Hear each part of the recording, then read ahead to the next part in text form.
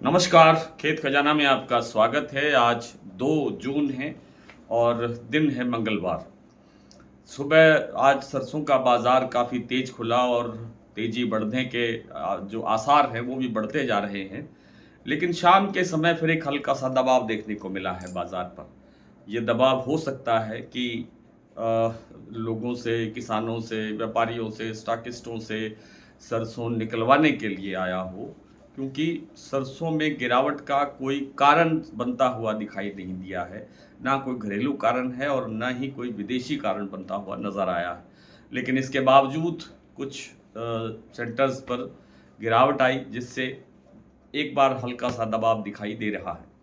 भरतपुर मंडी का भाव खुला 7,731 रुपये, उसके बाद 7,775 पे कारोबार हुए, फिर 7,800 रुपये तक के कारोबार भी देखने को मिले।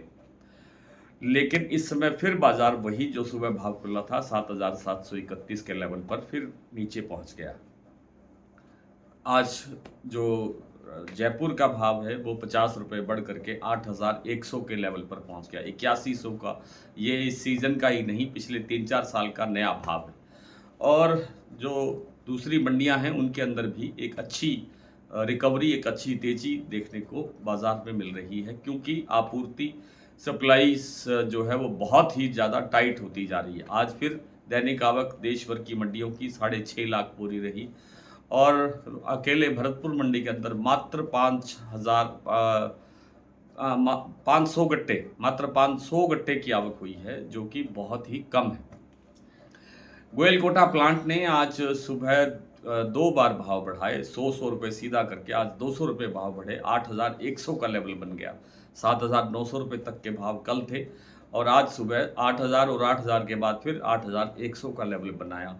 बीपी आगरा ने भी सुबह 50 रुपये बढ़ाए थे, लेकिन शाम को फिर दूसरे सेंटर्स के कारण बाजार 50 रुपये कमज़ोर हुआ है।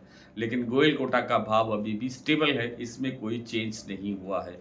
कुछ अन्य प्लांटों के अंदर भी भाव स्टेबल है, कोई चेंज नहीं हुआ है।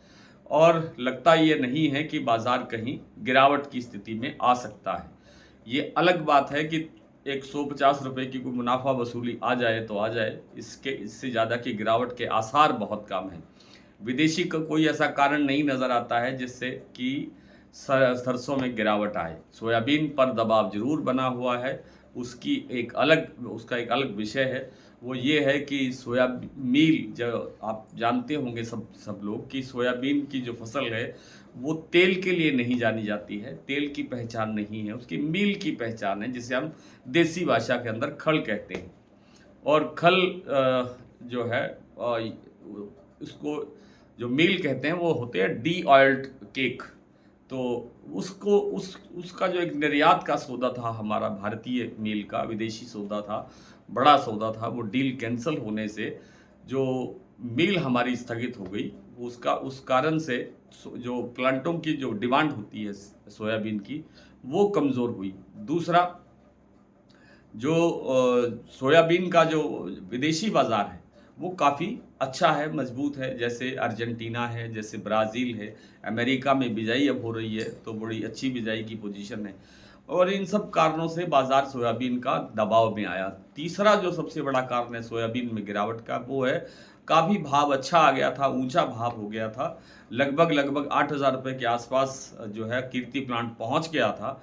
और इस लेवल पे आने के बाद में एक मुनाफा वसूली किसानों द्वारा बिकवाली बढ़ाने की जो प्रक्रिया है वो चली, जिससे बाजार में एक हल्का दबाव आया। इन 2-3 कारणों से सोयाबीन पर दबाव है।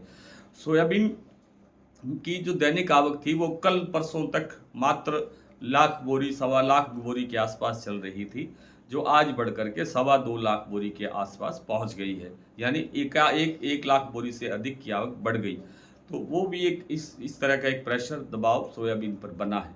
लेकिन सोयाबीन फिर लॉन्ग टर्म के अंदर जो है वो तेज़ी की संभावना दिखाई देती है, क्योंकि सोयाबीन हमारे पास अब है ही नहीं, उपलब्धता बहुत कम है, बहुत टाइट है। तो आगे चल करके सोयाबीन में भी तेज़ी बन सकती है।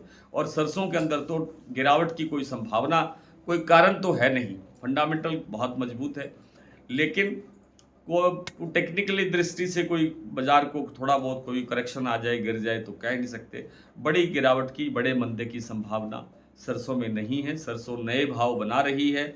मैंने बहुत पहले आपको शायद महीने 1.5 महीने पहले कहा था कि सरसों इस बार नए भाव बना सकती है।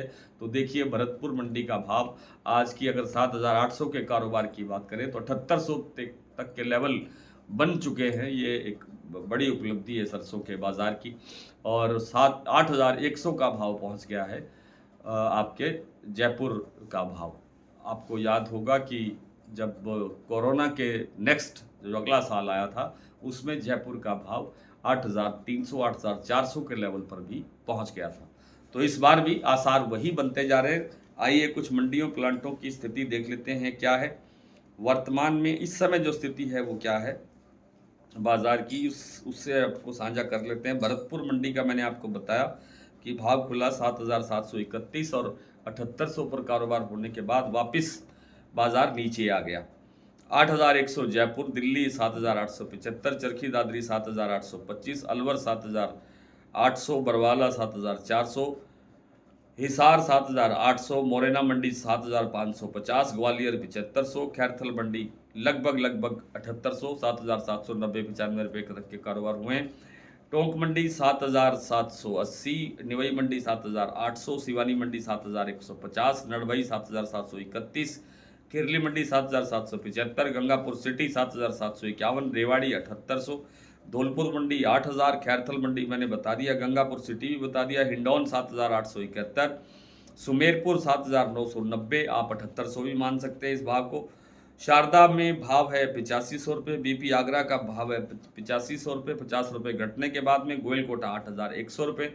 और सलोनी प्लांट के अंदर जो भाव है वो मैंने आपसे बताया था कि 50 रुपये बाजार, पहले तो एक बार बोर्ड लग गया था नो बाइंग का, होल्ड का, और अब फिर जब दोबारा भाव जारी हुआ तो 50 रुपये गिरावट के साथ आया है।